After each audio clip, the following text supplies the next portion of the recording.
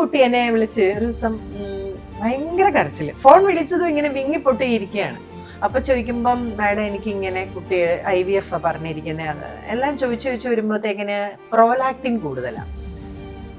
Actually അത് നമ്മൾ പ്രഗ്നൻസിയിലോ അല്ലെങ്കിൽ നമ്മൾ കുഞ്ഞുണ്ടായി കഴിഞ്ഞോ ഒക്കെ നമ്മുടെ ബോഡിയിൽ വേണ്ട ഹോർമോണാണ്. പക്ഷെ ഇവർക്ക് കല്യാണം ഒന്നും കഴിക്കുന്നതിന് മുമ്പ് ചിലർക്കുണ്ട്, ചിലർക്ക് ഈ പറയുന്ന പോലെ അതിനോടടുപ്പിച്ച് കല്യാണമൊക്കെ കഴിഞ്ഞ് കഴിയുമ്പോഴത്തേക്കിന് ഇവരുടെ ചില വാല്യൂസ് നോക്കുമ്പോൾ വ്യത്യാസമായിട്ട് ഹൈ പ്രൊലാക്റ്റിൻ ആയിരിക്കും. അപ്പൊ ഇവരുടെ പിറ്റ്യൂട്ടറി ഗ്ലാൻഡിൽ ചെറിയൊരു ഗ്രോത്തും കാണും. ഇവരാകെ പാനിക്കാവും. ഡോക്ടറെ അടുത്തൊക്കെ ചെന്ന് കഴിയുമ്പോഴത്തേക്കും ഇങ്ങനെ ഒരു ഗ്രോത്തും എന്നൊക്കെ കേൾക്കുമ്പോൾ പേടിയാവും. അപ്പൊ ഞാൻ ഈ പ്രോലാക്റ്റിനുള്ളവർ ഒരു 3-4 പേരുണ്ട് നമ്മുടെ അടുത്ത്.